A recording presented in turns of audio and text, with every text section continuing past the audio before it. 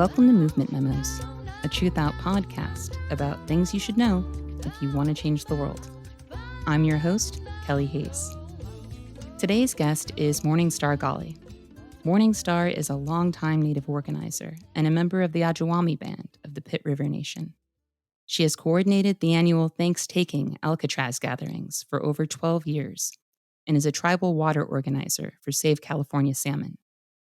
Morning Star has led large-scale direct actions throughout the state of California, while also organizing Native cultural and political events around issues like climate justice, the protection of sacred sites, and justice for missing and murdered Indigenous women. Morning Star Gali, welcome to the show.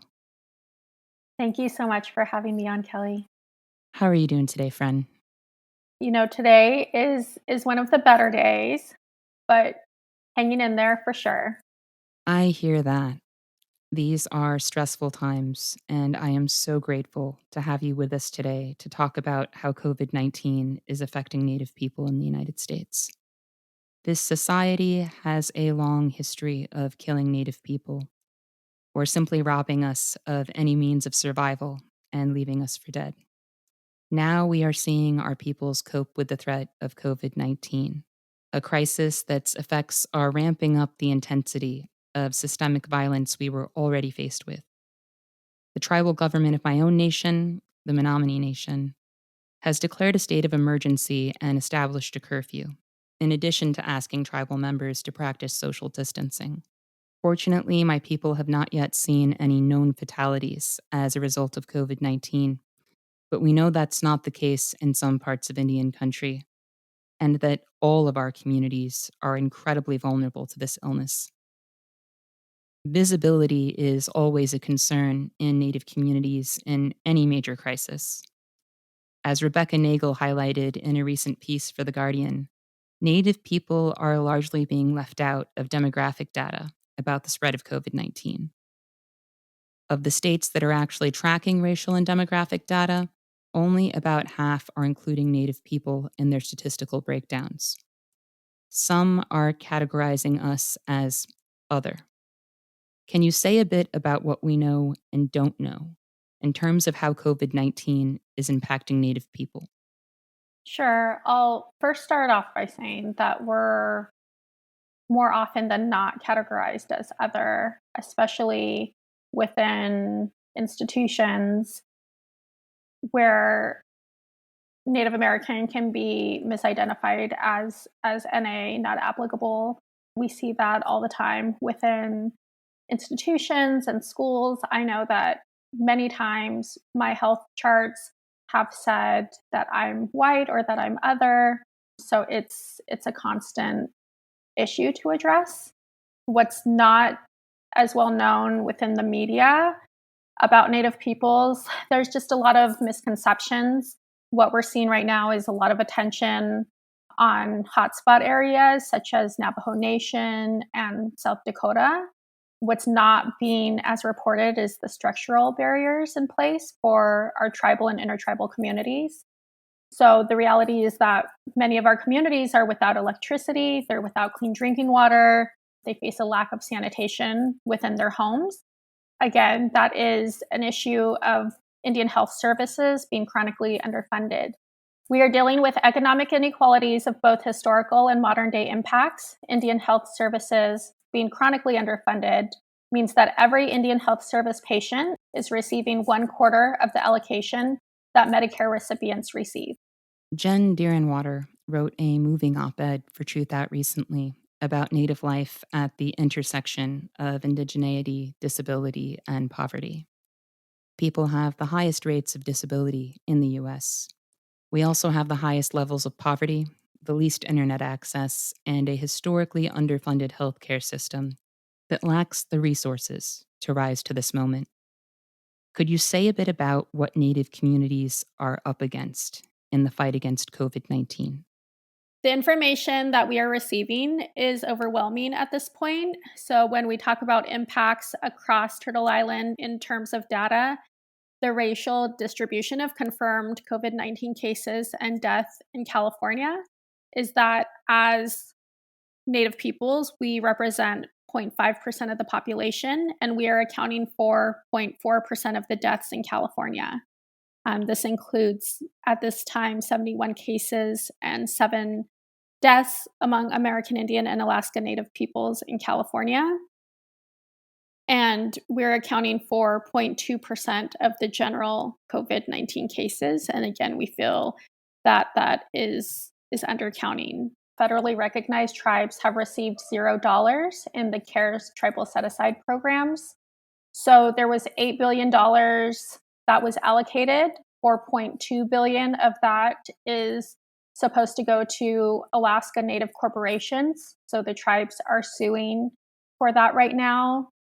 0 was allocated to unacknowledged tribes, of which includes non-federally recognized tribes, or what's known as NFR. So that means that any state-recognized tribes, terminated tribes, disenfranchised and disenrolled tribal members, of which we have many here in California, none of these tribes or tribal peoples are not eligible for these set-aside funds. And so we have another situation where the federal government created these barriers where they are failing in meeting their end of treaty obligations through a failed Indian healthcare system.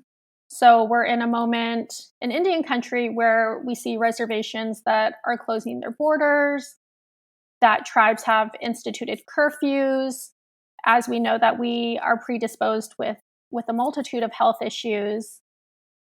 And we're at an enormous disadvantage, especially when those tribes are not able to operate Indian health service clinics and have historically been deemed ineligible to operate the clinics within their tribal territories.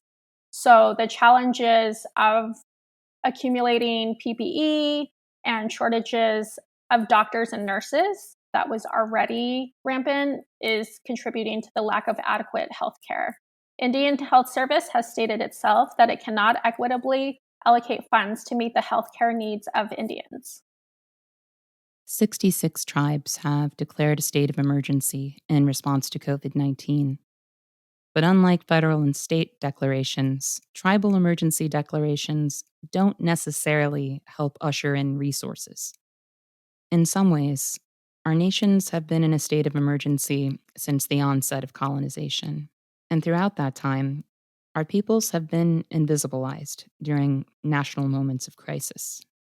The 1918 flu epidemic, also known as the Spanish flu, which has been widely compared to COVID-19, was particularly devastating for Native people.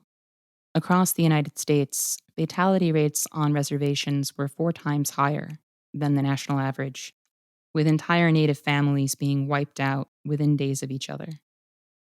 The deprivation of resources and the weaponization of disease have been part of a larger genocidal process in Indian country. Much like Black people who are dying at very high rates of COVID-19 due to anti-Black structural racism, Native people have traditionally been viewed as disposable under white supremacy. How do you see that history manifesting itself in this moment? We have seen the weaponization of disease used against tribal populations since times of first contact. We have been dealing with a pandemic since 527 years ago, when diseases such as smallpox were transmitted to us through germ warfare, biological warfare, and that's never really disappeared for us. So now we're in a moment where we are collectively experiencing this, yet the violence and terrorism has been a stark reality for us. And it's also really scary to see that although COVID-19 hasn't hit some of our tribal areas that are considered rural, there are already plans to open back up, and tourists are flocking there for public recreation. So when we have issues such as campgrounds not being managed and a lack of maintenance services, that's putting our communities even more at risk. I'll also add that there's major sovereignty rights violations that are occurring. Governor Newsom here in California postponed the opening of the fishing season and is closing down beaches. That's great for public access, but that needs to include tribal exemptions and exclusions within those orders. Shelter in place orders have proven especially difficult for people with mental health concerns and people living with addiction. We know that due to intergenerational trauma and the violence of poverty, Native people have high rates of addiction and mental health issues, and adequate treatment is rarely available.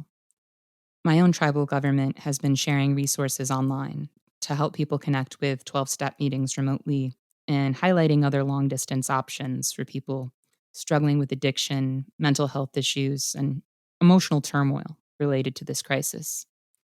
What kind of efforts to address mental health and addiction during this crisis are you seeing in Indian country?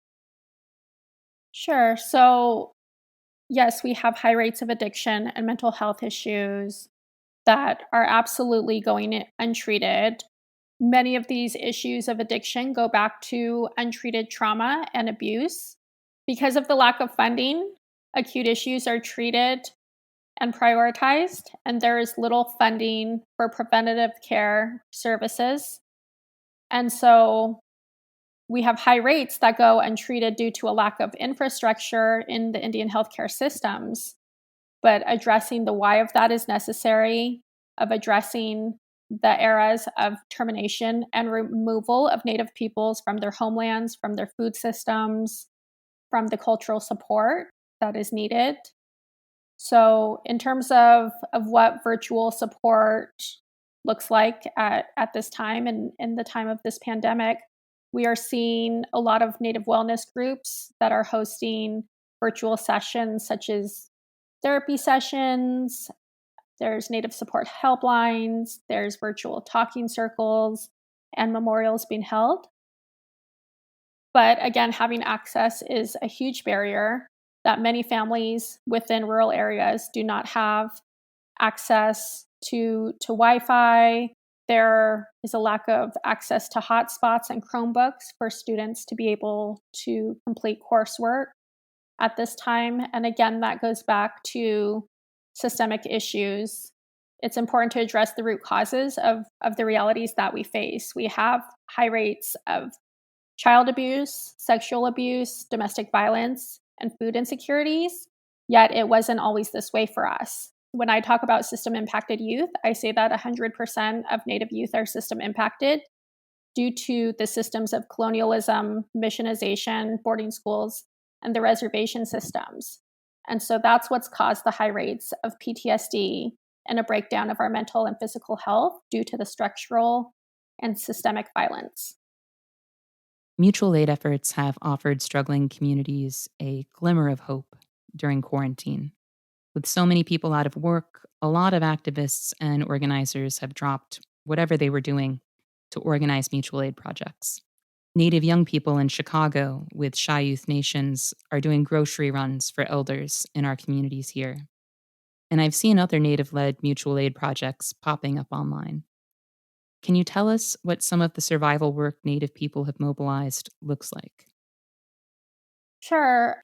Principles of reciprocity are our Indigenous values. So that's how we've survived for the past 160 years is by maintaining our cultural lifeways.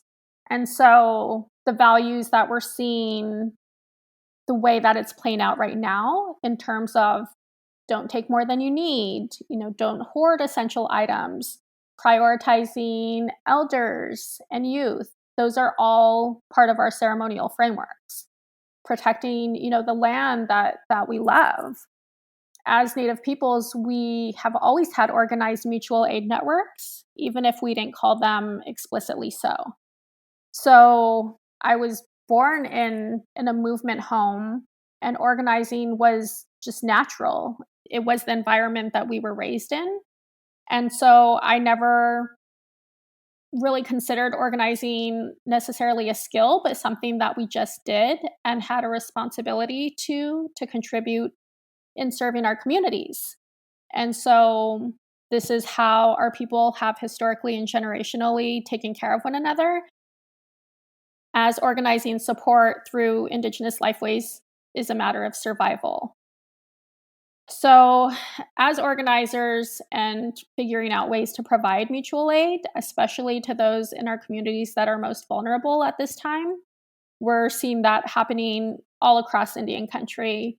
Native peoples of every age and generation are stepping up to help one another, whether that's putting together food boxes for elders when it's not safe for them to go shopping, to sewing masks for one another, working through tribal networks on emergency responses, and how to support disabled populations as Native peoples taking care of one another. That is our values. And so naturally we're organizers. We have these collective experiences of how to look after one another, of how to look after our communities. It is because of our traditional and cultural lifeways, that's what got us through. We're seeing at this time that individualism doesn't work for any of us, that capitalism is failing and doesn't work for our survival. And so the conversations of Medicare for all, even the stimulus checks, we are seeing that collective well being is what works best. In your own work, I know you've made a mission of highlighting the disproportionate impact of the criminal and justice system on Native people. As most of our listeners know, COVID-19 is spreading at a disastrous rate through jails, prisons, and detention centers around the country. What can you tell our listeners about the carceral violence that Native people were already experiencing prior to COVID-19 and how the virus has exacerbated that violence? Sure. So I'll start with my personal mission of highlighting the impact of the injustice system on Native peoples is very much a personal one. My father was incarcerated at San Quentin State Penitentiary for 7 years. While he was incarcerated, he contracted hepatitis C, which led to a failure of his major organs, including his liver, and ultimately led to his death. And this was 25 years ago. And so I currently have immediate family members that are incarcerated, and we know that these institutions are not equipped to provide our relatives with clean water and sanitation, which is necessary to keep this virus from spreading and ultimately infecting them. So, the water in many of the nearby institutions is toxic. It has arsenic and E. coli in it, which exceeds state levels. Just last year in 2019, there were lawsuits as incarcerated peoples were contracting Legionnaire's disease from toxic drinking water. And Legionnaire's disease can lead to increased cases of pneumonia. So these are human rights violations that are occurring. And when combined with the health issues that were mentioned earlier, this is continued violence against Native peoples. We are currently working on a compassionate release for a California Native elder who's in his late 60s, and he served 35 years now in another state. His tribal leadership supports this release and wants him home with his family. He can't walk more than 10 steps at this time without being winded, and his family is pleading for his release, where he has received a life sentence. We are in a moment where we see Michael Flynn and Michael Cohen that have or will be receiving releases due to COVID-19, yet our political prisoners, such as Red Fawn and Leonard Peltier, are not. What we all just witnessed in the death of Andrea Circlebear as the first female incarcerated person to pass is that women are birthing alone and in facilities that are much more of a risk to us. And so it's that much more important to return to and utilize our traditional birthways because they are central to our survival at this time.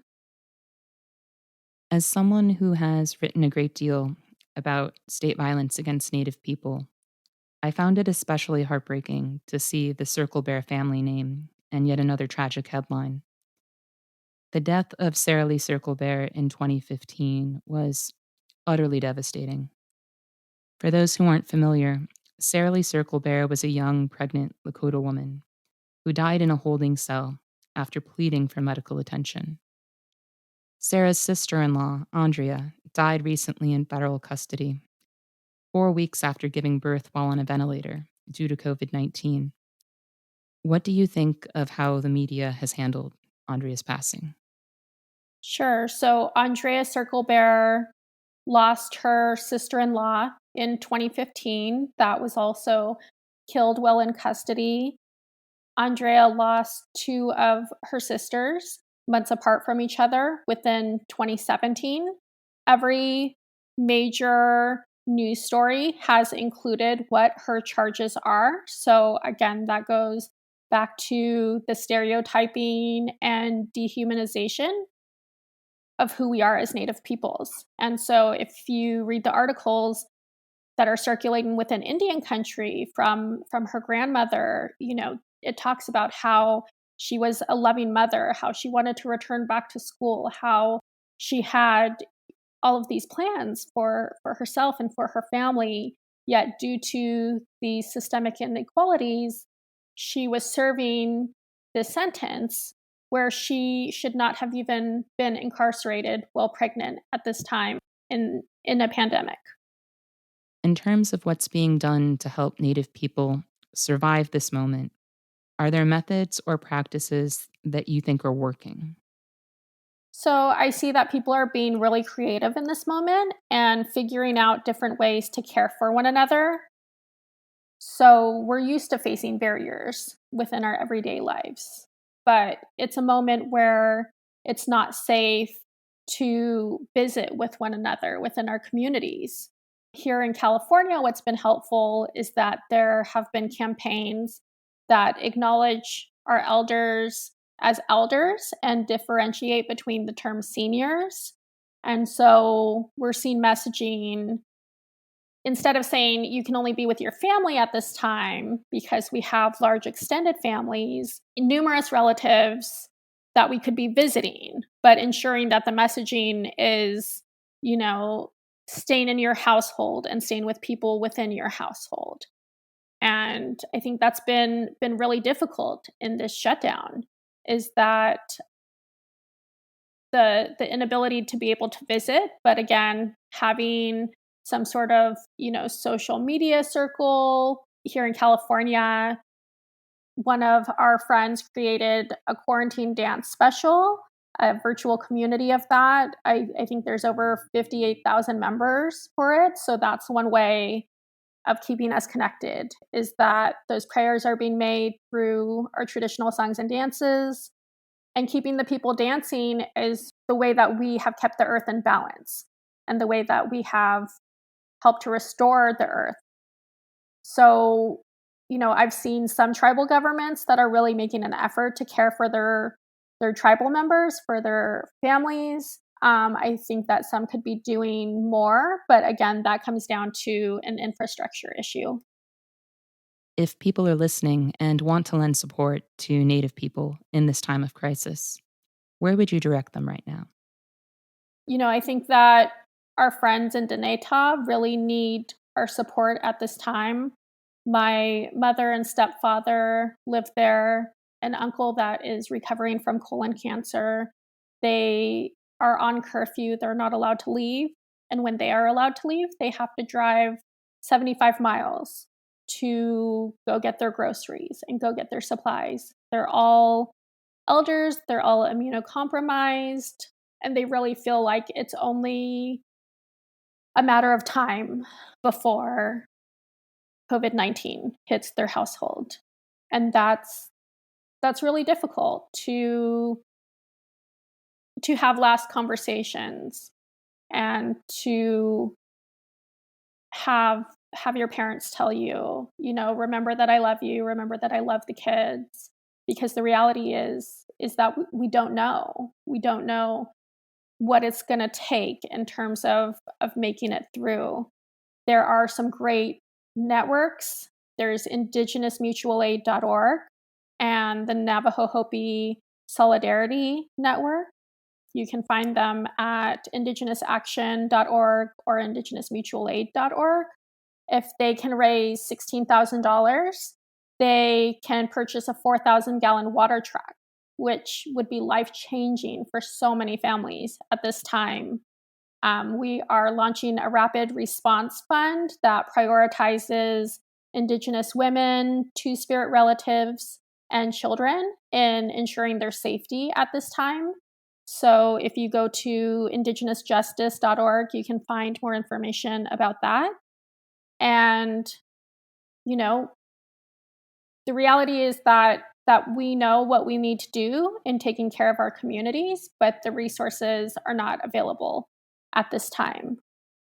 The chronic underfunding of Indian health services within urban areas where I live, urban tribal clinics only make up 1% of the IHS budget. So, that's a challenge to navigate. I know for myself and for my family, when we are hours away from our tribal homeland and we don't have access to healthcare services, it's definitely one incentive in terms of sheltering in place is that we can't afford at all to get sick at this time. Well, I am so grateful to have those opportunities to support Native folks highlighted for our listeners today. And I feel sure that there are folks hearing this right now who are going to want to do their part to help. If you all didn't catch the names of those websites, we will have them linked in the transcript for this episode at TRUTHOUT.org. Morning Star Gali, I want to thank you so much for joining us today. Kelly Hayes, you are amazing. Thank you so much for all that you are doing. I also want to thank our listeners for joining us today, and remember, our best defense against cynicism is to do good and to remember that the good we do matters. Until next time, I'll see you in the streets.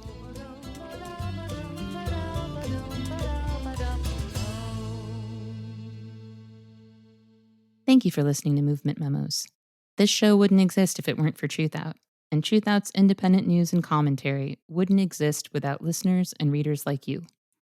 We have no paywalls, no corporate sponsors, and no ads, except for fundraising appeals like this one. So if you can and would like to support our work, please consider dropping by truthout.org to make a donation today.